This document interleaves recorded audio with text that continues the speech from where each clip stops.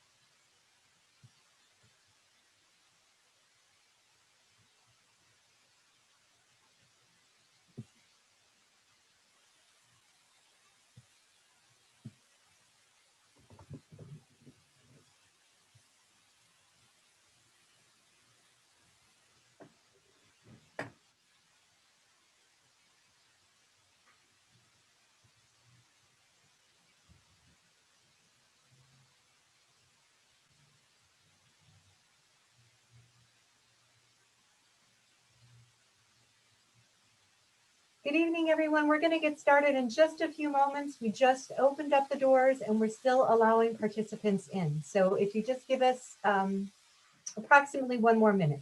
Thank you.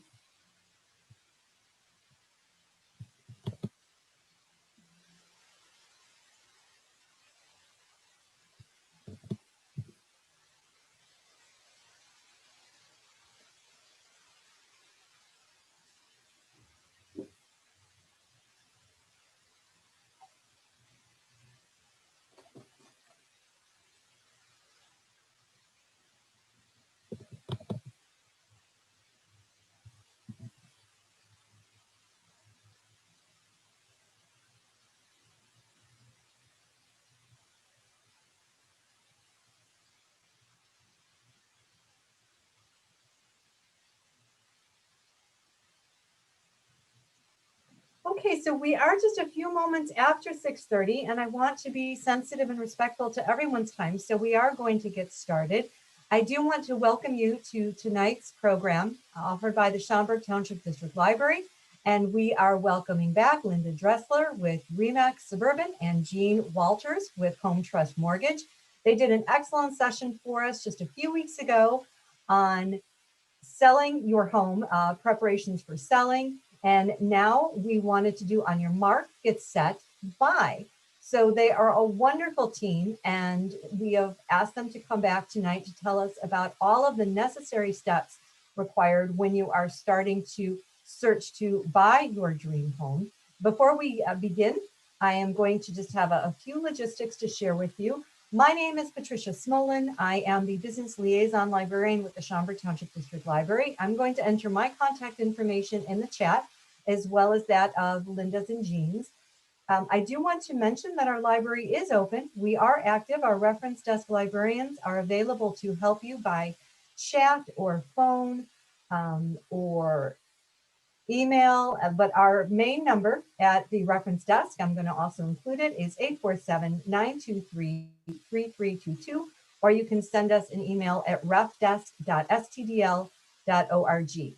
So I may also include, as Jean and Linda continue tonight's program, some relevant book titles or sources in the chat feature that may complement tonight's program.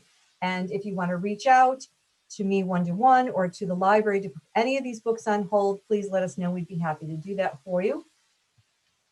I'm trying to think if there was anything else logistic-wise. Oh, the slides. Linda, can you give us just a brief update as far as the content that you prepared for tonight? How will that be made available to our attendees? Yes, I am very happy to share the slides with you if you are interested. I'd be glad to get them to Patty so she can get them to you, because she should have all the registrants' information. Correct, Patty?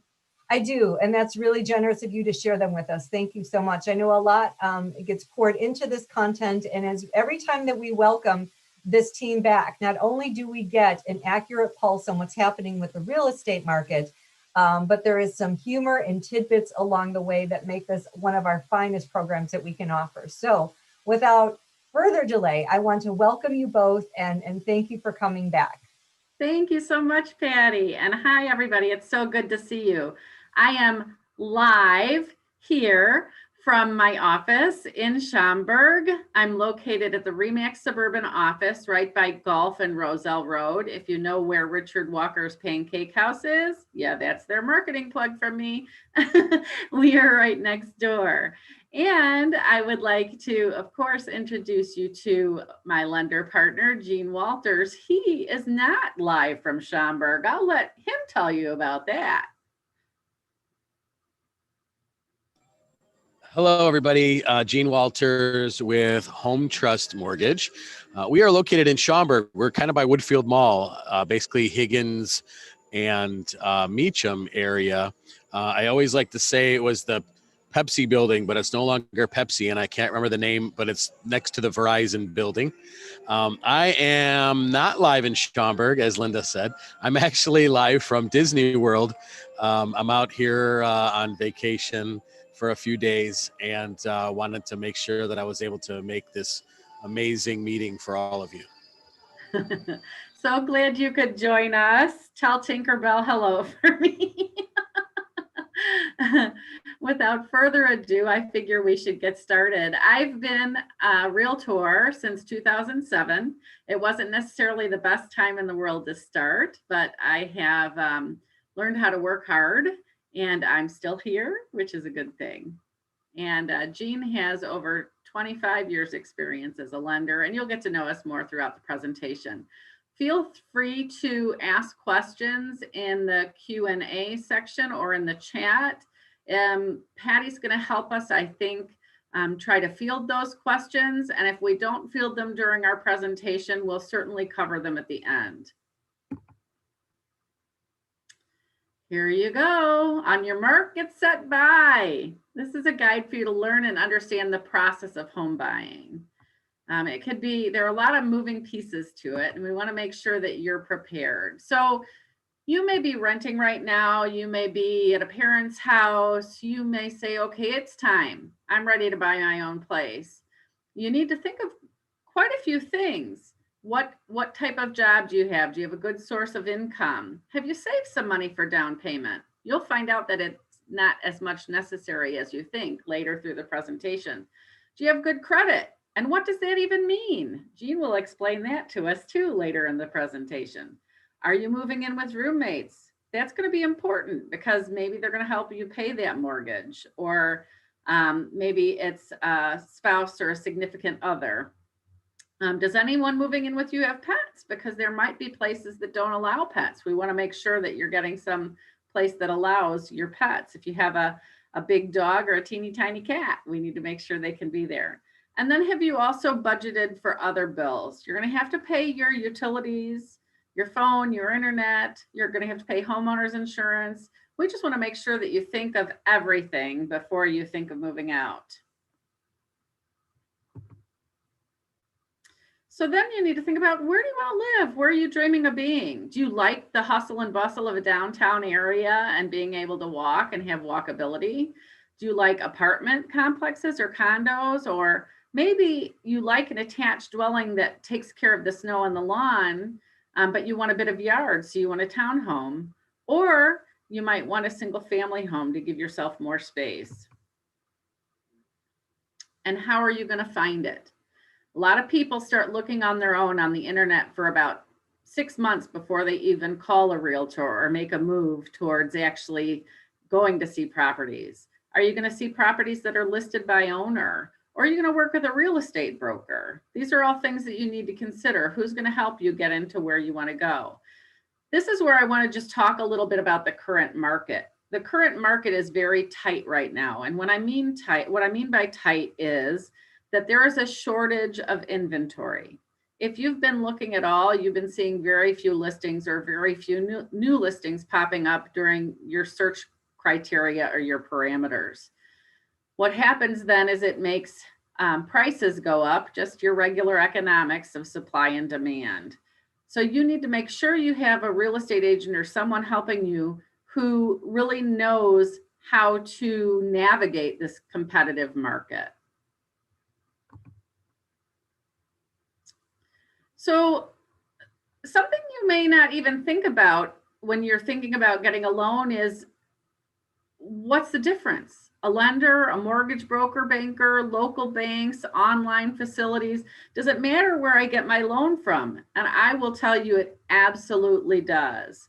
Having someone that you could talk to, that you could call, that you could ask questions of is very, very important. And someone who has the flexibility to get you the best product available.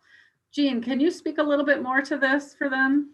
Yeah. So a mortgage broker, a mortgage banker is going to be a company that has several investors or lenders at their disposal to put you in the loan that best suits your needs, opposed to a bank, whether it be a local bank or a bigger bank lender, who only has their own products.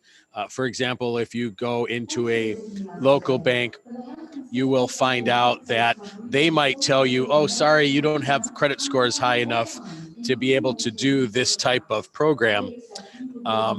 But really, it's just that they are the only ones that don't allow that. You might find other banks or other investors or lenders that will allow those credit scores. So it's very important to be using a company that will have all the options that are available to you, because Fannie Mae and Freddie Mac kind of govern the rules, but each bank or each investor will have their own set in addition to that. Myself, I'm a mortgage banker, which means that I have the availability to search many different types of loans and programs and investors, but I control the money. I make sure the closing goes smooth, and I make sure everything goes well and get you to your closing on time and with the least amount of issues and surprises. We don't like surprises. We like pleasant surprises, but not the bad surprises. So it is very important that you choose someone that you really click with, that you feel you can trust, and isn't just a yes person. And sometimes you can tell if they're just a yes person. I've found that sometimes people like to use those quick apps that they have on their phones or that they hear about on like a Netflix commercial, right? But those aren't necessarily people that you can call anytime you have a question, unfortunately. Sometimes it's like a processing center. Is that how that works, Jean, for some of those online? Right. Sometimes it's in another state. Most of the time, the people aren't available except for 9 to 5. And as Linda can attest, a lot of times you're not looking at properties between 9 to 5. You're looking at properties in the evening or on the weekend. And it's important, if you have questions, that you're working with someone that can answer those questions during the times that you need them. Because especially in this market, if you put an offer in on the evening and you can't get a hold of your mortgage person until the next day, that property might be gone. Yeah, and this crazy fast competitive market, that can certainly happen. So Jean, could you just explain for someone, so if they were to call you, for example, to find out whether or not they'd qualify for a loan, what does the process entail? What do they need to do? Well, there's a couple ways that we can work it. For those that prefer online or working with inputting information themselves, they can go to my online app, my website, and they can plug in the information. Then we would actually talk about it afterwards. I prefer more of a one-on-one, hands-on approach because I love working with specifically first-time home buyers, and that way I can explain everything. So I prefer to talk to you on the phone, gather all your information, ask the questions that might pop up, because there might be questions that the online app doesn't know to ask, because it really doesn't ask questions. It just has you input information. So I look at it as, for those that are somewhat computer savvy from times of old, like an if-then statement. If this, then that. Everything might be different for your scenario. So I would take 15, 20, 30 minutes and gather all your information over the phone. Then that'll allow me to let you know what documentation is needed as well. Well, and I would suppose during this crazy age of COVID and the pandemic that you pivot to a client specific comfort level as well. So you meet with masks, or you can meet via Zoom. Have you had to meet with many clients via Zoom or just over the telephone? Most of the time it's just over the phone. Yeah. Okay. To start. Okay. So it's not scary. I think that a lot of times we as human beings tend to just not dive into the difficult questions. And sometimes you just got to start somewhere. And once you open that door, you find that it was silly for you to wait so long or to be hesitant or anxious about it. So, so that's definitely what you should do. Now, credit scores, these have a lot to do with whether or not you can purchase, right? You may have an extra $3,000 in your budget per month you think you could pay a house, pay on a house. But if you don't have the right credit score, that's not going to work, is it, Jean? What credit score right now do individuals need to be able to buy a home? Well, for conventional loans, and we'll talk a little more about that, the minimum is 620. With FHA, typically the minimum was 580, but when COVID hit, there was a lot of nervousness by investors and the market, and they do consider historically FHA loans to be a little riskier for the investor, not for the home buyer. So they've kind of gone to a minimum of around 600, 620. Some places are 650. It just depends on the investor that we're using in your overall scenario. But the conventional loans minimum is a hard 620 for sure. Okay, so you answered the third question on the list, that some of the credit score stuff changed because of COVID, right? And some of the banks are expecting a really high credit score for you to be even qualified. What they do is, what are they called? Overlays, Jean, that the banks or some lenders put on top of the... Yes, they're called overlays. For example, one of the big area banks decided that they weren't going to take anybody under 700 credit score. And unfortunately, if you went to this bank and you asked them if you could get a mortgage, they would say, no, sorry, you can't get a mortgage unless you're 700.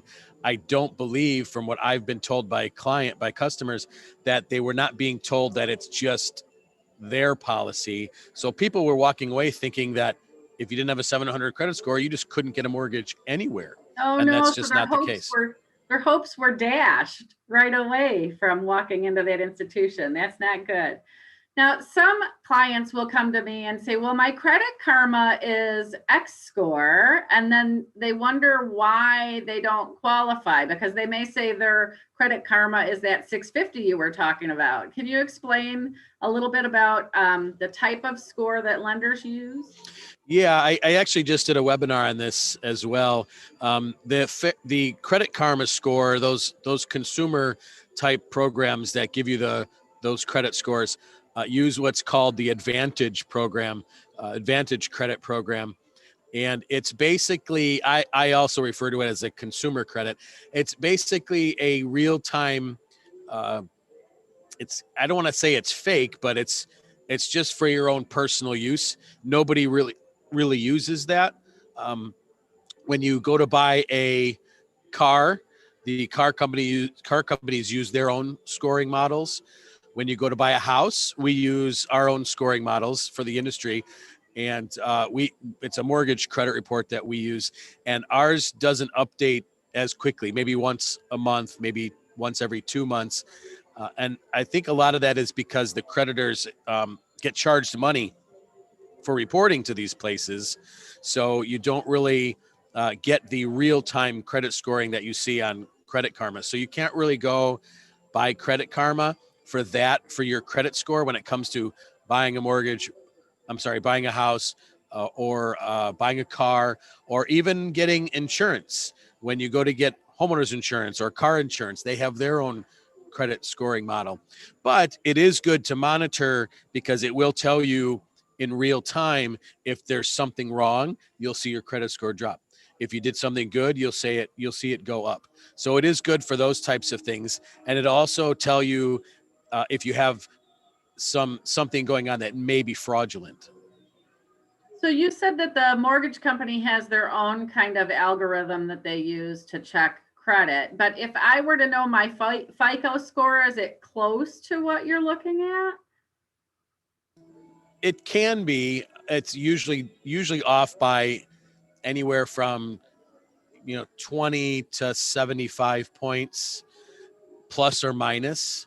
And what it really boils down to is your overall shape and expanse of your credit. So if you've had credit for a long time, you're going to have a better score. If your balances are low versus your limit, you're going to have a higher score. If you don't have any late payments, if you have late payments but they were a long time ago, that's not as bad. And then they also take a look at your overall spending habits and when you make your payments, even if they're not 30 days late. They call that trending credit.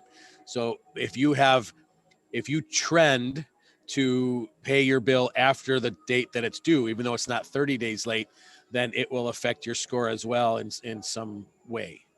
I just had someone today, as a matter of fact, call me and tell me that they were 8 days late on their credit card. So it wasn't 30 days late, but they saw their credit score drop 10 points.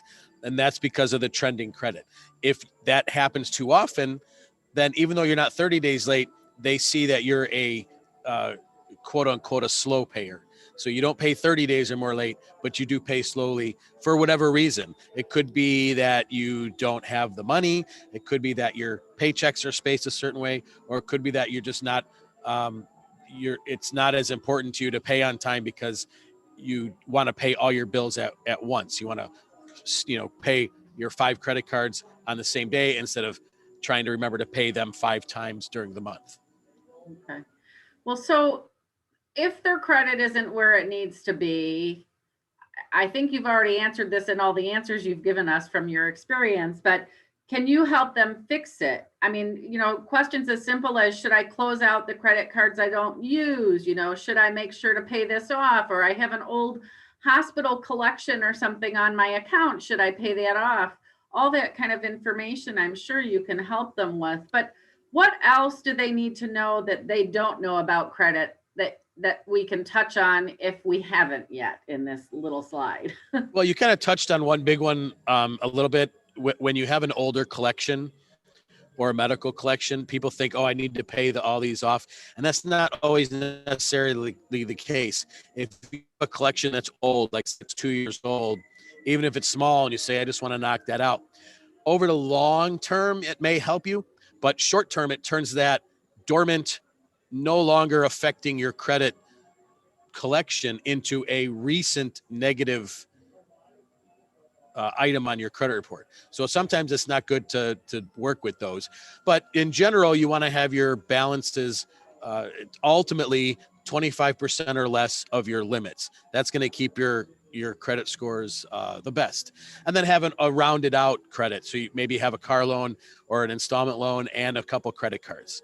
Unfortunately, if you don't have any credit, they don't like that very well. So I work with people to help them build that credit and give them areas where they can establish some credit. So the answer for not closing a credit card, don't close a credit card, right? If you have, I always recommend that you don't, correct, because that takes away an open limit for your overall credit stability. So it'll show, for example, if you have 2 cards that have a $5,000 limit, so you have $10,000 in limit, and you have, for easy math, you have $2,000 on one of those cards. So now you have a 20% utilization, $2,000 off of $10,000 total. So you have an overall utilization of 20%. If you close one of those cards, now your utilization is closer to 50% because now you only have $5,000 of available credit. that makes sense. Thank you. Thanks for explaining that. I know I always thought if I wasn't going to use a card anymore and it was balanced at 0, I should just close it, right? But that's not right. necessarily And unfortunately, sometimes if you don't use a card for 6 months or a year, they'll close it for you. right. So I always recommend that people, not close, but charge maybe, $20, $30, $40 on a card every 6 months if they're not using it, just to make sure that it does stay open. And you could pay it off that next month or pay it off over 2 months, just so that it shows some activity and they don't close you. And I think typically you get a letter or something from that financial institution saying that your account has gone dormant and they're going to shut it off. So that could be your urging to run out to Target. Well, lately the letters I've seen are just, sorry, you haven't used your card in 6 months. We're closing. We have closed your account. Okay. I see Patty flash on, so there must be a question or two. There is a question. And I get really nice letters from my credit companies. They start off, I don't know who's writing them. We miss you. We haven't heard from you in a while. I don't think they're sincere. We have two questions, and I'm hoping if we could take a pause. The first one is, what are the best 2 or 3 places to get your credit score? And I think we're kind of in the heart of having that discussion now. And then the second question I'm going to hit you up with, and I'd be glad to repeat it, is I'm told interest rates may be going up in the next few or several months. What have you heard or read? And that's a tough crystal ball to propose to both. So you can take the credit score question first if you'd like to embed that in, or repeat Sure. it, just to emphasize, and then we can talk about interest rates. Sure. Yeah. I guess the ultimate best places to get your credit scores is probably going to go to each credit bureau directly. You're allowed to get 1 free credit report per year. And I believe they'll give you your scores. However, they might charge for the scores, but that's TransUnion, Equifax, and Experian. And you can go right onto their websites. Credit Karma's a very popular one. That's fine too for monitoring. They're not really going to give you your scores that are going to help you in buying a car or getting a mortgage, but that would be a decent place to start for that. For what was the next question? The trending of the rate going up a little bit from where it has been, right? Oh, Patty, you're on mute. Oh, okay. So yeah, so interest rates right now have been a little bit on the rise, and with the new administration in and the increased threat of inflation, the consensus is that we might still see rates come up a little bit. However, they've kind of plateaued lately, but it really is going to depend on how things look in the near future with the economy, with oil and gas, and prices, not prices, but wages, with the new $15 an hour minimum wage, and how different companies in the country react to that. That will potentially cause inflation, which will possibly drive mortgage rates up a little bit. The government doesn't directly control the mortgage rates, so they really can't do a whole lot about that directly. But I don't see them going into the 5s or 6s, knock on wood. But I do see them potentially creeping up a little bit, and we're going to see them go up and down. And that did happen last week. They did go up and then kind of came back down the next day or two, still a little bit higher than they have been in the past few months. But we do feel that they will be increasing slightly, but nothing that would be super out of hand. I don't think we're going to see rates like we've seen in the past.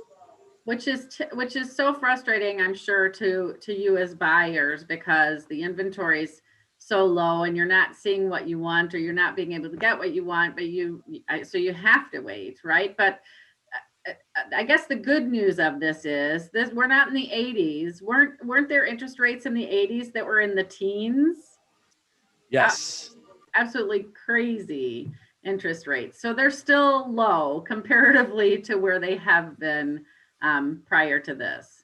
And I think when you're in the 80s and you're growing up in the 80s and you're seeing that this is like your introduction to interest rates and you're thinking this is the normal, that when it starts to actually go to where it should be down, you're saying, what's wrong with this? Instead of welcoming it with open arms. This is unusual. Yeah, this is unusual. And unfortunately, if you're trying to watch interest rates by looking online, you're going to drive yourself crazy, because mortgage companies, if they're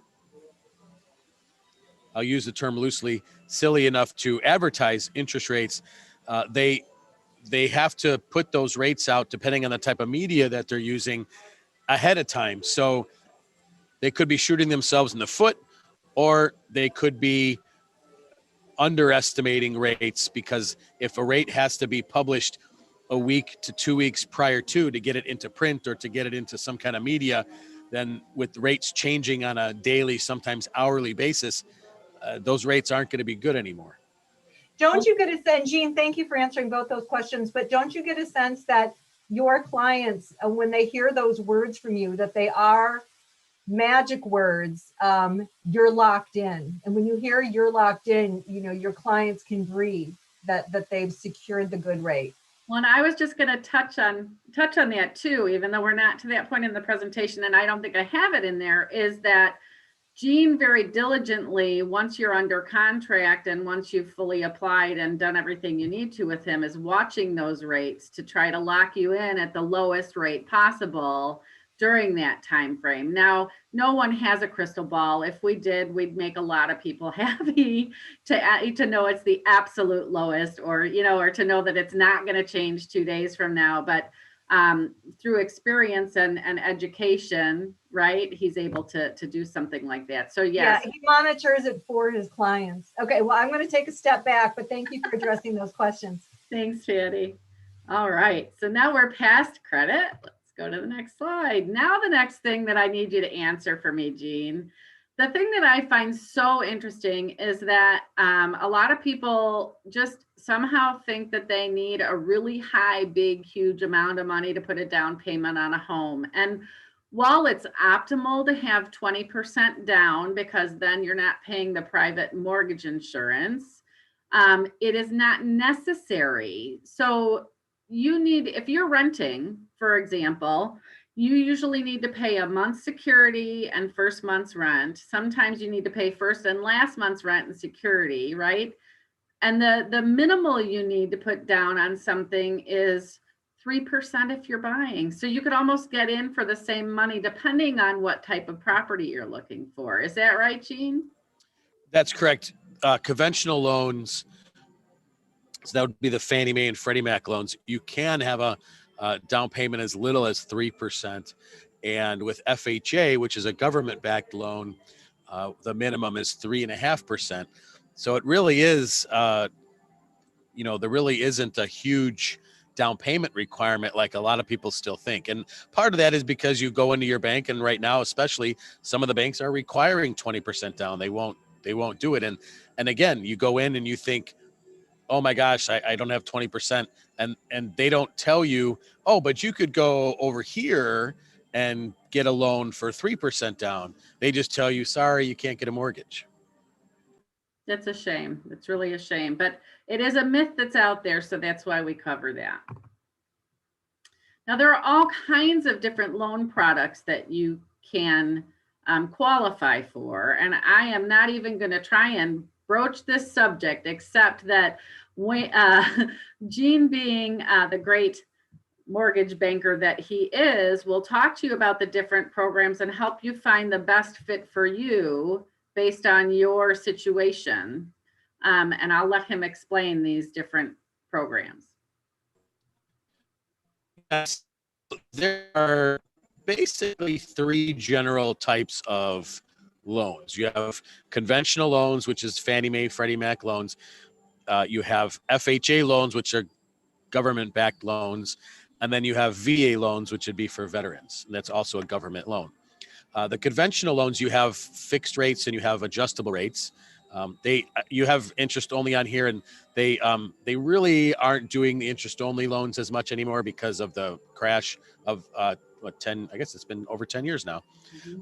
But fixed rate mortgages are the most predominant, and you can get that with an FHA loan, a conventional loan, or a VA loan. And the conventional loans are underwritten to Fannie Mae and Freddie Mac guidelines. So they have 2 separate sets of guidelines. Those are basically the same guidelines with very minor differences. And then FHA and VA loans have their own government guidelines that we follow. Okay. So we'll take a look and see what's best for you. Adjustable rates, normally not not the best. I almost never recommend those. But the government loan versus conventional loan, there could be reasons why we might do one or the other.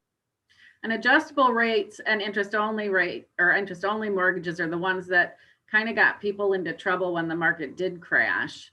Because if you had an adjustable rate mortgage, typically what happens is you have a lesser payment for, 3, 5, so many years. And then your bigger payment kicks in, the full payment kicks in, right? And at that point, people they claim they didn't understand that was what the mortgage was. They were just told that they were paying this mortgage, this premium for the monthly mortgage. And when it changed, they couldn't afford it. And the values of the properties had dipped, which then Correct. Yeah. makes it very difficult. That was a big challenge, even for the ones that knew how the program worked. When it was time to refinance those, the values had dropped. So you were owing more than what your property was worth, and you could not refinance. And the adjustments in rate and payment were so high that it caused people not to be able to afford those mortgages anymore. And some of them didn't realize that's how it worked because they weren't told. Unfortunately, that was allowed. It wasn't supposed to be allowed, but it happened. And the government since then have put a lot of things in place so that things like that don't happen, so that you understand everything prior to going to the closing. And that's part of what my job is, or I make it my job to make sure that everybody understands what they're getting into, what is gonna happen at closing, and that they don't have any of those weird types of mortgages and a fixed rate. And most of the economists now, I mean, you were talking about this crash, and people are worried that what's happening now is, the precursor to something like that happening again. But the chief economists for National Association of Realtors and other ones are saying that that's not the case. There's no bubble, that, that they don't feel that this is trending towards doing anything like that again. So just to put you a little bit at ease. So then those are the types of loans, but there are sometimes like a first-time buyer program, a down payment assistance program. There are renovations loans if properties need fixing up. What types of assistance programs are available now, and how do you fit people to them as a mortgage banker? And are you able to do most of them, because not all lenders can offer all programs? So for their benefit, can you tell them a little bit about that? Yeah, so there's we'll go kind of down the list here. The 203K renovation program. If you're looking to purchase a home and the home maybe isn't livable, or you want to do some upgrades, you can actually get money to fix up the house basically and do those renovations or do those upgrades. And that can be done as a 203K renovation, or Fannie Mae has a home style program, and you can get the money to do that. Now there's always a caveat, or there's always a gotcha or a catch. Those programs are a little bit higher interest rate, but you also cannot do the work yourself. A lot of people are very handy. I am not, so I would never run into that situation. I would have to hire somebody to do the work, but you have to hire a contractor or somebody that would be able to do the work in order to get those payouts. Then there are first-time homebuyer programs. Now there's a couple things I want to go over with that. FHA used to have lower down payment requirements and lower mortgage insurance if you were a first-time homebuyer. However, I think it got too much for the government to keep track of all that, and they just gave all the benefits to everybody. So you don't have to be a first-time homebuyer to enjoy the benefits of first-time homebuyer programs with FHA. Conventionally, with Fannie Mae and Freddie Mac, they have programs for first-time homebuyers that will give you potentially a lower interest rate and potentially a lower mortgage insurance rate. Mortgage insurance is insurance that you pay if you have less than 20% down payment on a conventional loan, and it protects the bank in case you default on the loan. It helps them make themselves whole again a little bit. So those programs benefit, people that have lower credit scores the most, but definitely benefit people that want to put 3 or 5% down as opposed to 20. And then there are down payment assistance programs that change all the time. The Illinois one is IDA, Illinois Housing Department Authority, I believe is the acronym, IDA, IHDA. And they have down payment assistance programs that will help you with down payment and closing costs. However, again, nothing's free. The caveat to that is usually you get a higher interest rate, and you also are limited on the amount you can purchase. They do have restrictions, and they do have income limitations for that. However, it is a very good program for the very few people that fit into that box and absolutely have no way to come up with any kind of a down payment from a gift, from their savings, from a 401k or anything like that. So there are some pretty good programs for that. Sometimes the loans are forgiven. Sometimes they're grants that, like you've got 5 years and then it's forgiven. So Gene or whomever you work with, and of course we'd love it if you have questions and you'd want to work with us, but whoever it is should be able to explain all that to you so that you're not surprised later. Yeah, some of them have payments associated with them. There's ones that are forgiven, ones you pay back, ones that are 5-year, ones that are 10-year. So there's a few different ones. Right. So you got to make sure you have somebody who knows what they're talking about. Now, another thing that I run across in my line is pre-qualification versus pre-approval. And I'm going to do it basic, and then I'm going to let Gene expound on it. So pre-qualification is you talk to somebody on the phone and you tell them, oh yeah, I make $100,000 a year and I only owe like $400 a month on my car. And I think, I've got a credit score of 750. It's all stated. It's not necessarily all been checked, right? Documentation checked, credit scores checked, and things like that, versus a pre-approval where it is all checked. Gene, I'm sure you can make it sound a little bit better than I did. Mine is the easy version. Is there anything I missed on that? No? Okay. No, that pretty much sums it up. Pre-qualification is kind of garbage in, garbage out, so to speak. If you told somebody you make $150,000 a year and you're self-employed and your tax returns only show that you made $75,000 because all your write-offs, well, then you were pre-qualified at the $150,000 a year. So it generally wouldn't entail looking at credit, like you mentioned, reviewing any documents if that was something necessary, and a seller is going to want to see a pre-approval versus a pre-qualification. They might not even accept your offer if you are only pre-qualified, because they know that it's not worth more than the paper that it's written on, basically. And in this competitive market, a pre-approval letter is submitted with your offer, so that the seller does know that you're qualified to buy. So if you're out looking at properties and you don't have a pre-approval letter, you don't have that yet, you in this fast-paced market are wasting your time. So you should really make sure to get that done before you even go out and look at properties, especially if one comes up that you really love. You may lose it because you haven't done that step yet. So this is why we cover all this lending stuff before I even really talk to you about the home buying process, because it's really, really important. Yes, and a pre-approval is basically good for a minimum of, let's say, 60 days. But really, it's only good for as long as you keep your information the same. So if I pre-approve you today, let's say, and tomorrow you go out and buy a car, or next month you miss a payment, or you either lose your job or you get a new job, then all of that basically is null and void. However, if 60 days go by and you haven't done any of those things, then you're still pre-approved and everything is still fine. We don't continually update your credit until you find a property that you want to put an offer on. Then we want to make sure everything's fresh and there hasn't been any changes, then we update the credit, issue the pre-approval letter, and then you make your offer. Right.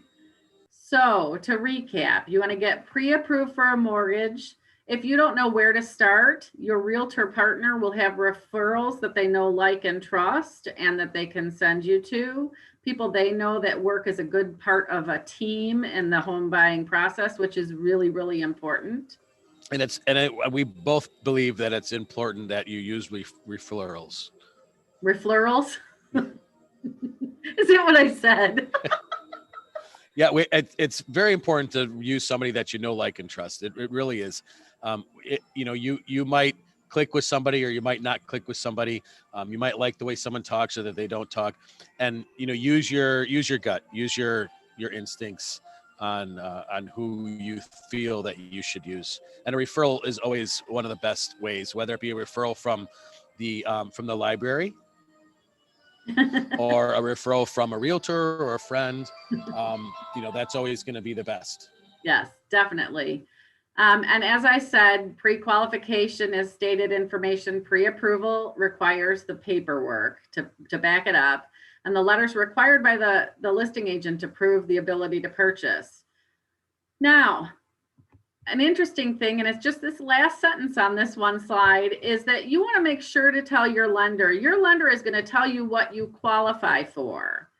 Okay, maybe they're going to tell you you qualify for a $400,000 house, but you realize when you break it down, you don't want to make the payment on a $400,000 house with taxes, because taxes are part of that too. So you need to make sure you tell your lender what you're comfortable paying, so that they can back that up to let the realtor know what your credit card for shopping is valued at the point where you're comfortable at. Yes, and I think that's very important, because most people don't realize this, but you're not pre-approved on the price of a home. You're pre-approved on the payment of the home. And that the real estate taxes and everything, that payment can fluctuate a lot. And if you're looking in a range that's what you're pre-approved for versus what you're comfortable with spending, then you could be very disappointed. And you could be looking at homes that you're going to be comparing to other homes that are in your comfort level for mortgage payment, and sometimes nothing's going to compare to that super higher priced home, because unfortunately sometimes people can get pre-approved for much more than they should be. So whoever you're using as the mortgage guy or mortgage girl, you want to make sure that you're relaying that to them, that this is what your comfort level is. And if you're pre-approved for higher, that's fine. That's good, because then okay, I only want to spend $1,800 a month, but I know I can look at this property that's $1,900, but maybe it'll be less gas I spend every month getting to work, or there might be other reasons why you might be comfortable with that, knowing that you're pre-approved up to $2,200. So or maybe keep I'll that in stop mind. having my $5 Starbucks every day so that I can afford a little bit more. I tease. Okay. So what you want to do when you're working with a realtor as a buyer, I've had some buyers say to me, well, what do I owe you? How do I pay you? And as a matter of fact, real estate agents are paid by the owner of a property to secure a ready, willing, and able buyer. So if you're my client, you pay me by being loyal to me. I'd say is the best way for me to answer that, because I don't get paid until I secure your home. So what you'd want to do if you're working with a realtor is meet with them at their office, Zoom, over the phone, whatever's the most comfortable for you, and really discuss where you want to live, what you're looking for. You don't need to discuss much your credit and background history if you already have a pre-approval letter. They may give you some recommendations, and this is where you'll want to discuss your budget. We want you to afford a nice house that you want to live. We don't want you to have to be eating hot dogs and ramen noodles and peanut butter and jelly and have that the only thing you can afford to eat. And so then we set Not that those aren't delicious. Not that those aren't delicious. And then we'll set up a search for you to receive potential properties that you'll consider. Now, I, as a realtor, will set up your search in real time. It's a new option in the last year or two that the MLS has given us. And what that does is, rather than give you like every Friday or every 2 or 3 times a week, anytime a realtor enters a listing into the MLS, which is the multiple listing service, and hits enter to make that listing go live, if it fits your specifications that you've already discussed with me, you will be set up to get an email of that property right away. In this competitive market, that's very important, because if you don't see it until tomorrow and it came out today at 1 in the afternoon, it could be gone by the time you've seen it, and you'll be very disappointed. So make sure that your search is set up in real time. So what goes into a search? Well, what does your dream property have to have that fits within your budget? How many bedrooms? How many bathrooms?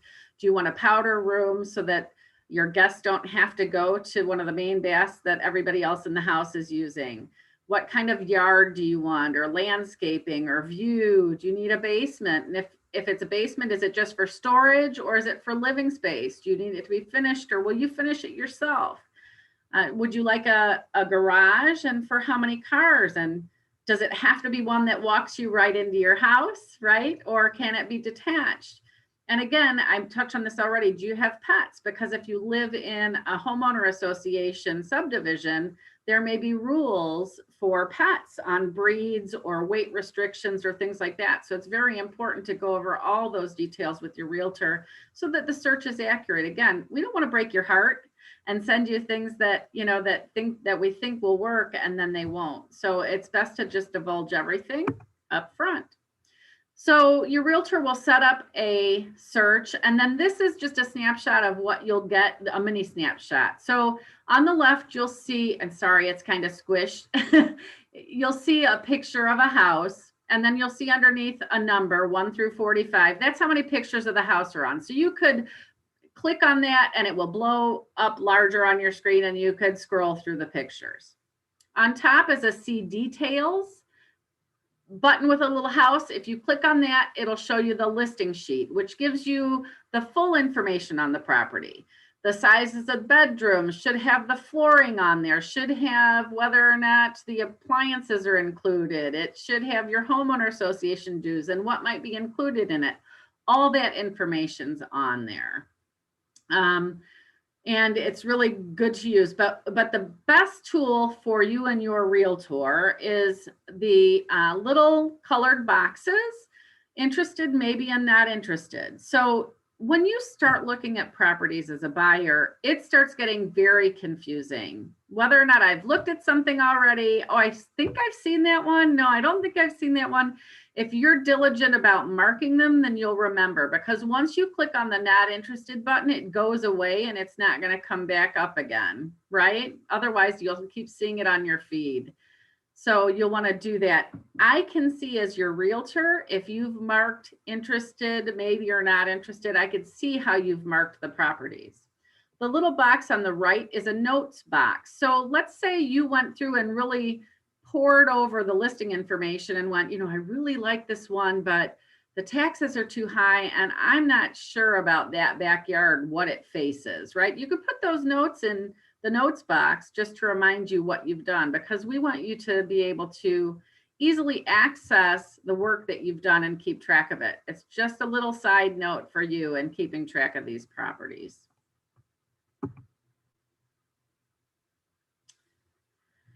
So when you've marked interest in the properties, you're going to decide which ones you might want to go see. If you find a listing online elsewhere, you should let your agent know the address so they can check it for you. Unfortunately, on some of the other websites that people use, those listings aren't always accurate. And the reason for that is a lot of those are actually marketing sites, and I'm not going to use any names, but they use the MLS data to sell leads to real estate agents. So what happens is if I show you, a consumer, that there are 100 houses available for sale, when really now maybe only 50 of them are, right? 100 draws more people in than 50 might draw in. So it's better for their business model. not to update these things frequently. So sometimes you'll look on those sites and it'll say it's available, and you'll call me and say, Linda, I love this one at 123 Main Street, and I'll look it up and see that it's already contingent. One of the better sites, I have a site on my website you're welcome to use. My website is lindadressler.com. It's tied directly into the MLS. You can use that and it updates quickly. I don't think you need to sign on to use it, but if you want to keep track of your information there, then yes, you need to have like a sign on and a password. You have to let your agent know you want to go see something. So let's say I sent you 10 properties and you marked 3 of those that you were interested in. I'm not going to assume you want to go see any of them, right? Because I set up searches for multiple buyers. But if there's something you want to see, I'm ready to go, right? You call me, you say you want to go today, I try to get you in today. Sometimes property owners will expect a certain amount of leeway in an appointment being set. They may expect 24 hours. For example, if they left for work today already and I want to show their house at 3 and there's a dog in the house that they need to get out, they may not be able to accommodate, but we try, you know, we try our best to get in there. So you want to go out to view the properties that you mark you're interested in. Now I'm happy to go just see one, especially in this crazy market. If you need to go out and see the one that you're like, oh my gosh, I love this, I have to go see it, we'll go. But sometimes we also will schedule like a block of properties, like in a hour or 2 hour span, so that you could see all of them and exhaust the ones that you currently have. And that way you can select your favorite top 3, 4. It just depends on what your list looks like and what your priorities are. I always work to my clients' priorities. I'm not cookie cutter with anybody. It all depends on what you want because I'm in a service industry, right?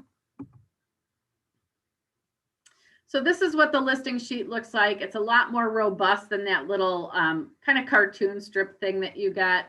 And it's really hard to see the information, but you can see there's a lot on there. The top is the property information. The big remarks section is like the flowery information that the realtor puts in to make you fall in love with the property. It's the descriptor, right? That's not just the words explaining how many square feet something is. It gives you a little bit more on the updates and the features of the property. So let's say we've gone out and you find the one that you absolutely love and you want to make an offer on it. And it's listed for $300,000 and the market's really competitive. But would I just let you offer $300,000 without knowing that that's the value? Absolutely not. Part of my job as a realtor is to make sure that it's priced right for the condition and the location. So just like I do comps for a seller, comparable data information on a neighborhood, I'll do that for a buyer so that we know what the price should really be. There are a lot of things that get filled into the blanks of a contract, and all of these things are negotiable. So I'll give you advice on the offer price and give you guidance, but you're the boss. It's your loan, it's your house, it's your dream, right? You get to decide what you want to put as the sticker price on there. In this competitive market, I would suggest that you listen to the best advice that your realtor can give you, because there really isn't any room for making a mistake, because you may not have a chance to fix it. They don't always have to give multiple offers the option to do a highest and best. So you should really come in with your best offer. And when I say best offer, what I mean is the offer that is not going to make you lose sleep either way, not make you think you paid too much, and not make you think you didn't pay enough, and gonna make you just miserable wondering. You have to put in the dollar amount that you're exactly comfortable with. You may have a chance to negotiate after that. Maybe they want more, you know, maybe there are other things that you could change, but I think that that's the best way to put your foot forward in this crazy tight market. You can ask for closing cost credits. We talked about down payment assistance, right, with some of the programs Jean was talking about, but there's an opportunity for me to ask for seller closing cost credits, which means if you offer $250,000 and ask for $10,000 in closing cost credits, they're going to give you $10,000 towards the closing cost credits for your purchase, and they're accepting $240,000 for the property. So if you're in a position where you could use closing cost credits, that's something that your agent can help you with. But remember, then that is actually a lower offer than if someone's coming in at $250,000 with no closing cost credits and you're coming in at $250,000 with the $10,000 in closing cost credits. You're really down here at $240,000. Which do you think they'd want to take, right? You have to kind of consider that. So a lot of people will offer a little bit more than asking if they're doing closing cost credits in this crazy competitive market. Do you have anything else to say on the closing cost credits, Jean? No. Okay. You're going to want to mark all the personal property you want to come with the home. Usually there's a listing of what is going to come with it. Everything that's attached is assumed except for, pictures and paintings and things like that, maybe mirrors, but light fixtures, anything that goes on the window, the curtains, the blinds, we're assuming are coming with the washer, dryer, fridge, dishwasher, all those appliances. I've also asked for other personal property. I had a client once who goes, oh my gosh, that TV stand with the built-in fireplace underneath it, which was just a plug-in piece. I love that. Can we ask them where they got it? And I said, we could do one better. Let's just ask them if you can have it with the purchase of their house. And they did. They gave it to him. So he was thrilled. So we put the personal property on there. You could also, I always, for my buyers, ask for a home warranty. It covers appliances and mechanicals for you. It's an insurance policy. We ask for the seller to pay for it. I always do, because it gives you some peace of mind. If you've really spent all of your liquidity in getting into this house that you could afford, do you really need the furnace going out 6 months into your new purchase and have to, pay $4,000 or $5,000 for a new system? So we do that. Tax proration is another blank on the contract. And to explain that, it's a little confusing. In Cook County, we pay taxes in arrears, which means we pay in 2021 for living there and the taxes for 2020. So if you're purchasing a house in June of 2021, right, they still owe for probably half of 2020 and whatever portion they've lived in the house for 2021. So at closing, what happens is the seller prepays those taxes to you as the buyer, and you as the buyer will pay that tax bill for them when it comes due. Do you have anything else to say about that, Jean? No, that pretty much sums it up. The Cook County does things a little weird with the way they calculate the tax bills, and all the other counties do it much simpler. But we would go over that when you can see it happen in real numbers based on the property you're looking at. But yeah, your tax bills are all due in arrears, basically. So what a buyer's agent usually will negotiate on your behalf is a little bit more than 100%, like 105 maybe, in case something's fudged on the taxes, to give you a little bit of leeway in that. And it's prorated per day that seller lived there at closing. So they give you that dollar amount. And then the closing date is also something that is written in on the contract. So it's prepared for your signature. Remember, you need that pre-approval and a copy of your earnest money check to go in with the offer. Earnest money is your skin in the game. As a buyer's agent, I usually request at least 1% down, depending on how much you're putting down on the house. More money down is more attractive to a seller for some reason. However, I have only seen once an issue with a buyer getting their earnest money back. If you've done all your due diligence And through no fault of your own, there's a reason why you can't go to fruition on the contract and you've met all the contract dates and the things that you're supposed to do, you get your earnest money back. So, but that's again, something that might make it more attractive when you're making an offer in a competitive market. And that earnest money will then go towards your down payment at the closing. Correct. So price isn't the only thing that's negotiable, and a realtor's experience is really vital when it makes sure, I was telling you earlier, that it's as competitive as it can be. What happens once you've decided all of that, in this day and age, your realtor may meet you in person to explain the contract and go over and sign it with you. They may send it to you and have you print it out and do it virtually with you, or they may just send it to you via like DocuSign or some kind of electronic signature outlet so that you could do it electronically, especially since, you know, meeting in person, and if it's competitive and you have to do the offer quickly, you know, sometimes DocuSign is the way to go. You could always call your realtor and have them explain the contract as you're going through and hitting enter for all the little initials and signatures that you need to put on it. Each side, when you're negotiation, there are three things. There's either accepting, which usually doesn't happen right off the bat. I think in my 14 years in business, it's happened maybe 3 times that the offer has been accepted without any kind of negotiations.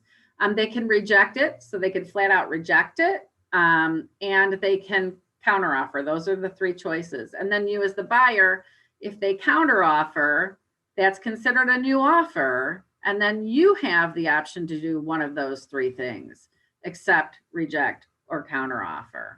Now, please know, if a seller rejects your offer, it doesn't mean you can't come back with a better one, because all offers have to be presented to the sellers, even if it's under contract. All offers, we are required by law to supply all offers unless we've been directed in writing not to do so by our sellers once they have an offer. Some people are like, oh no, you know, I had 20 offers, I can't go through hearing anymore. And yes, I know that sounds ridiculous, but stuff like that is happening. And I don't say that to scare you. I say that to have you be prepared. So the seller's agent will then contact your realtor with their answer after they've spoken to them about it, and it'll go back and forth until you have a negotiation. Once you've negotiated this, that's when you amend the paper contract. It doesn't have to be amended during those negotiations, and it's signed off on, and it becomes an executed contract. At that point, you need to, in our part of the state, we hire attorneys to help us with real estate closings. They have your best interest at heart. They're your fiduciary partner. You also need to drop off that earnest money check to the listing office or whomever it's directed to by the due date on the contract. Usually it's 1 to 5 days after acceptance of the contract. You'll need to hire an inspector and inspect the property within the first 5 business days. That's what we call the attorney review period, AI period, attorney review and inspection period. If for any reason either party wants to get out of the contract, that first 5 days and before attorney review is signed off on is when you need to do it. That's the best time to get out without repercussions and he said, she said, and more risk of losing possibly your earnest money. So you as a buyer will hire these people. Again, your realtor has people to refer to you for these positions for an attorney and an inspector. You'll have the property inspected. You will go to the inspection. Please go to the inspection. Your realtor goes to the inspection and the inspector goes to the inspection. Sometimes at this point, you may want to invite your best friend to come see the house too, because you're so excited about it, or someone in your family, and that's okay. But I say let the inspector do their job so that they can do it without making any mistakes. The least interruptions while they've got their head down and kind of doing their job is probably the best. At the end of their inspection, they'll actually walk you around the property and show you what they found so that you could understand it. They also can give you a short education on You know, if you've never lived in your own house, where the main water shutoff is, how do I turn off just this sink, right? If the sink is leaking, how do I change the furnace filters or the humidifier filters on your furnace? They're a great resource to you, the inspectors, on the way your house works. They will send you an inspection report within a couple days. Now, the inspector is something that you need to pay at time of service, whereas the attorney will be something that you can pay at closing. So when you're thinking about budgeting, you need to know these things. So you'll take a look at the inspection report. There may be some things that were on there that you didn't realize were a problem, right? Maybe the roof is older and it's leaking someplace and it showed signs of leaking into the attic, and you didn't know about that when you made your offer. Well, you may want to then tell your attorney about things you found in the report and have your attorney negotiate for you. This is what I call the second set of negotiations on this contract. They'll negotiate on your behalf if you want a repair to that property or a credit for that property. Now, when do I ask for a repair and when do I ask for a credit? This is when. If the repair would be done the same by anybody, you or the seller, if it's something like, sometimes there are two wires attached to one circuit breaker, they call it a double tap in your electrical box, and any electrician is going to fix it the same, you could ask the seller to fix it. If you need a brand new water heater because the water heater is just absolutely shot or it's not working or whatever, you may want to ask for a credit because the quality of that piece may make a difference to you. If the seller is fixing it, do you think they're going to buy the highest price one or the lowest price one they can find? Probably the lowest price one. So a credit would give you more of what you would want when you're going to be the one living in the home. Make sure you're packing during this time too, getting ready to go. So now at this point, oh, do we have a question, Patty? We do have a question. If I can interrupt the packing for just one moment. Sure. We do have a question before we get too far. Someone has asked if you could please review again how the earnest money is calculated. Yes. So earnest money is, it's a fill in the blank actually on the contract. So you could put any dollar amount in there. You can tell your realtor that you only have $1,000 and they can fill that in on there. Even if your property is 250, you know, if that's what you want to put on there and that's what you have, you can do it. But you need to know that that earnest money that check will be cashed. So it's not just a check in limbo until closing that then gets applied to closing. It's going to get cashed. As I believe I said, I typically ask for a minimum of 1% of the property price. So if we're going to offer them $250, I ask you for a check for $2,500. The check has to be delivered to the listing agent's office or whomever is in charge of holding the earnest money, and it will be cashed.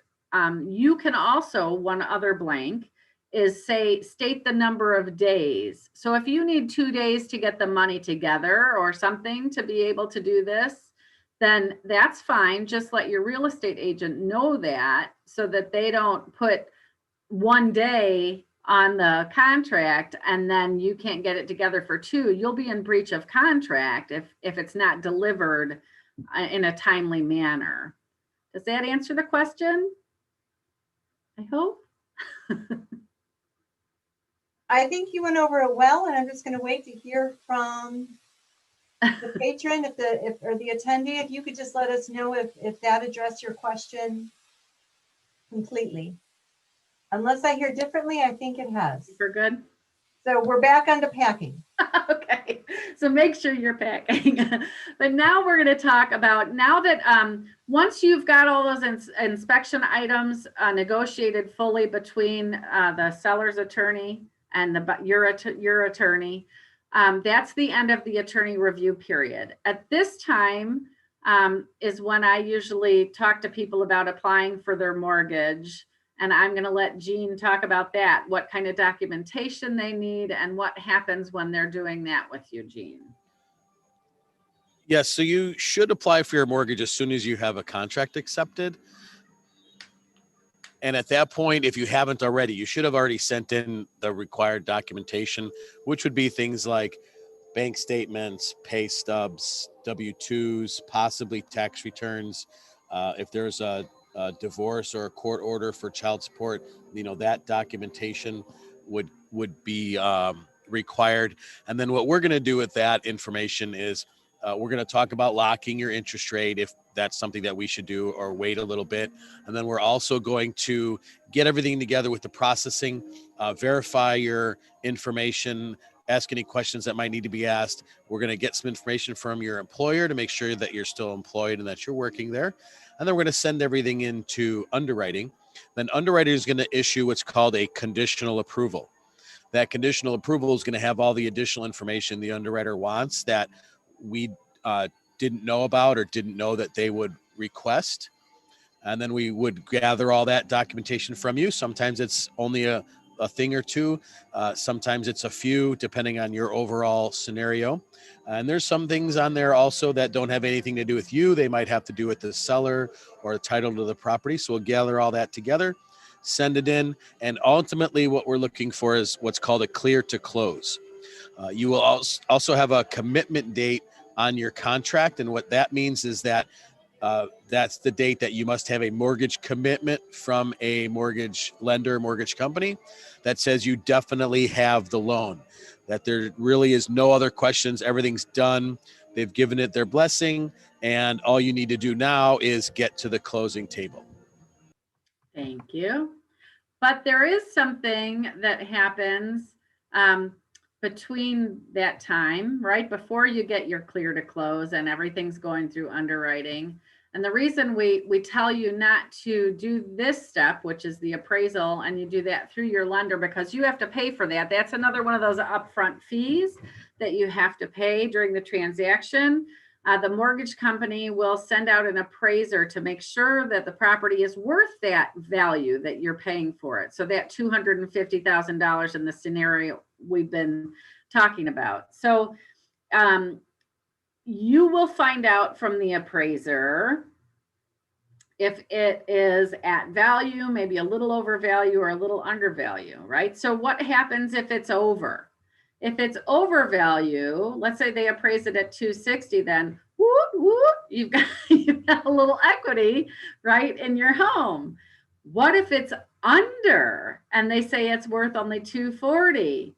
Now it's time for negotiation number 3 in the process, where we try to come to an agreement between the seller and the buyer and the lender and everybody involved to try and still get you through to purchase that property. I can say as a buyer's agent, typically I try to say, hey, Mr. Seller's agent, I understand that we're in a contract for 250, but it was appraised at 240. And they're using the current comps, right? They're using the current information. I did ask for you can, as a buyer's agent, ask for a copy of that, or a listing agent. Sometimes you get a copy of the appraisal to see what comps they used. And I agree with it. And hopefully the seller will lower the price of the house for you. And that's another little gift because it would cost less for you, right? So that's what I consider negotiation number 3. You want to make sure, now this is just a tip. If you are purchasing a property that is part of a homeowner association, I have seen at times attorneys forget to allow for you to review the rules and regulations, the declaration and bylaws, and the financials of the association. You don't necessarily have those when you've made an offer. Those are given to you or delivered to you later on in the process. So you want to make sure that even if attorney review is over, you can back out of that, back out of the deal. If for some reason you have a German Shepherd that weighs 120 pounds and it will only allow you a 30-pound dog, right? You want to make sure that you're still able to get out of the process. So the last hurdle, as Jean said, is the green light to purchase. It's the clear to close. Those are the three words we are all waiting for to make sure that we can actually schedule the transactions. Many times, as Jean said, there'll be a conditional approval, and usually we'll know what those terms are. You may have to provide something like a letter from your mother that explains the gift that she gave you of money, right? Or things like that. What are some other conditions that people have on their loans, Jean, that are some of the simpler ones to explain? Usually the earnest money being cashed, proving that it's come out of your account. That's a big one. With COVID now, they're wanting pay stubs all the way up into the closing. So they'll want the most updated pay stub at that time. Sometimes with some of their extensive searches, if you have an easy name or a common name, they might pull up somebody with the similar name in another state that owns a property, and they want a letter from you stating that you never lived there, that's not you. So there'll be sometimes some things like that. Those are probably the most common ones. Okay, that makes sense. And you also have to purchase homeowner insurance and have that in place prior to the purchase. You'll have to have at least the deck page. Sometimes it can be paid through closing. Sometimes it can be prepaid. You just need to show proof of insurance. But Jean or whomever your lender is will make sure to go over anything that you need to have done, right? So that you are ready to close. So I propose that you do the walkthrough as close to the proximity of closing as possible. And what a walkthrough is you're just walking through to make sure that the property's been vacated, that it's broom clean. You know, they don't have to hire a deep cleaner for you, but it has to be what we call broom clean. We want to check the list of items that in attorney review, if there were things that needed to be replaced or fixed, that they have been. We want to make sure that the property's in the same condition it was in when we inspected it. So when they were moving out, that they didn't put a hole in a wall or things like that, or left a bunch of debris. Anything unsatisfactory during a walkthrough is brought to your attorney's attention so that we could try to remedy it, either financially or the seller, making some kind of agreement to go back and make it right before you close. Because I've had people who have said, oh no, let's do the walkthrough a week before. Well, what happens if, the house is not in the right condition when you close then? Once you sign on the dotted line, you've bought the house. So we need to make sure that it is completely ready for you as close to the time that you close as possible. Now, I, as the realtor right now, am not a party to the closing. Jean, who typically comes to closings just to facilitate, we just kind of want to make sure everything goes, is not allowed to come to the closing. In the current state of COVID, it's typically only the attorney and the client and the closer, the title company, only the people who are required to make signatures. And I'm very sad about that because sometimes it helps to have your team there. But right now, that's not the way they're doing things. I do try to peek in, though. I've gotten away with it a couple times. There's one title company that knows me, though, and kind of looks at me sideways when I say I want to go in. I just want to bring the keys, honest. They look at me a little sideways. But I feel that we're integral pieces still to the transaction. And if you have questions, we're your counsel, right? So we're always, if we can't physically be there, we're always reachable by phone if you have questions. That's what I like about referrals. You can usually get in touch with the people who are part of the team. So there are going to be other things you want to remember or think about. Find out how to pay your mortgage and pay it on time. You may want to ask about the garbage day. You want to make sure to change the utilities in your name for the day you're closing, because it could be very costly if you don't do that, because if the seller took them out of their name for the day of closing and you didn't think about it, you may not have power or gas, right? And sometimes those utility companies then charge for somebody to come out to turn things back on. So it's much better to do it before you close. Don't forget to arrange for movers or people to help you move. If you're moving into an association, make sure you get your name on the mailbox and the buzzer and get a mailbox key. Sometimes you need a key for a mailbox.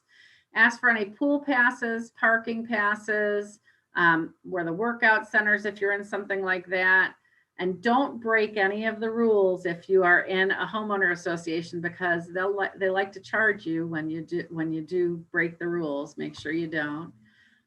Those are the basic ins and outs, and I am so glad. I can't believe that so much time has passed in us talking already tonight, but I thank you very much for coming. And now is just the big old, do we have any questions? I think the beautiful part is that we are current with questions. So we're going to leave a moment or two for questions, because I know that our time will wrap up within about 3 or 4 minutes. So we're just going to leave it open for panelists or for participants. In the meantime, let me just express an extreme gratitude for mapping out a very thoughtful and detailed slide deck. I mean, it was really, really phenomenal. And I know that I have sat through this session periodically through the years, and there are certain consistencies, of course, you know, your level of service, always high quality. And then there's always, you know, the devil's in the details of interest rates, processes, you know, additional paperwork. As Jean mentioned, change in the administration, new laws going into effect, everything that the two of you really have to be observant of and then walk through your clients with. Let me take a look and see if there's anything else up on the. Okay, I do have one question. Mhm. How much money should I anticipate for closing or attorney costs? Attorneys typically charge between like $400 and $800, depends on who you're hiring. We estimate average about 500. That's usually a pretty good barometer. And closing costs in general, all together, you're probably looking somewhere between 5,000 and 6,000, including seller's title charges to you, lender's fees, credit report, appraisal, homeowner's insurance, attorney, all that combined. But that doesn't necessarily include their 3%, right? No, this is just closing costs, not their down payment. Just so that you can get the barometer on that. Depending, so then you'd add your percentage, whatever you're putting down to that. Now your realtor can give you an estimate of expenses, but the better person to give you a better estimate of those expenses would actually be, I would say, your lender. And as much as I love Jean, I say it's your attorney, because your attorney knows more about what the title fees are going to cost you, and they'll coordinate that between the lender too, to get the lender's expenses, right? Well, a good lender or a good mortgage person, it would be would have the numbers prior to the attorney. If it's someone that is keeping their finger on the pulse of the transaction, I've actually had attorneys give the wrong numbers because they didn't realize that the numbers weren't finalized yet. So I would possibly just check with both. Okay, both. There's your answer. Check with both. On the selling side, I know we give a preliminary thing as agents too, but you know, the final numbers are always given through the lenders and through the attorneys. Okay, I have one more question, and I understand that we might get cut out on this question. If for any reason, then you do have Linda Dressler and Jean Walters' contact information. Yep, and I'm getting kicked out, so I have to go. Okay, Jean, take good care. We'll look forward to seeing you when you return. Thank you so much for still making time on the calendar to participate to lead the program with Linda. Not a problem at all. Say hi to Mickey Mouse for me. We will. All right, bye-bye. Bye. Linda, if you just have a quick moment to stay on to address this last question. Let's say I find a house tomorrow, given everything involved, some negotiations, the inspections, etc. About how long does it take to complete this entire process, not including move-in time? Perfect. The process, I always write the contract out about 6 weeks. That gives enough time without any rush to go through the whole steps of the attorney review, the appraisal, getting all your documentation in. If you wanted it faster than that, again, it's all due to your due diligence because you're the one putting in the paperwork. So sometimes we have a delay in finding paperwork, and that's what can delay the process. So as long as you get everything into your lender, you can close as soon as 30 days. You could probably even close faster than that as long as we have enough time for those steps. I've had lenders, Jean included, who's like, oh yeah, well, if pushed, I can do it faster, but optimally it's about 30 days. All right, well, I think that's a fine question to wrap up with, and I want to thank all of our participants for staying on for the duration, asking some excellent and pointed questions. And of course, Linda, another phenomenal presentation that you brought to our library. Thank you so much for what you do to the community and what you bring to the area and also in your profession. It's really appreciated, very much so. Thank you very much. You'll notice, I mean, Jean and I are just, we want to give people the education. We want you to know the process that you're going through. We don't want you to feel like you've gone through it and not known what's happening. So if you have any questions at all, please feel free to reach out to either one of us. Patty has our information. Thank you so much for coming tonight. Thank you. Take good care, everyone. Be well. Bye-bye.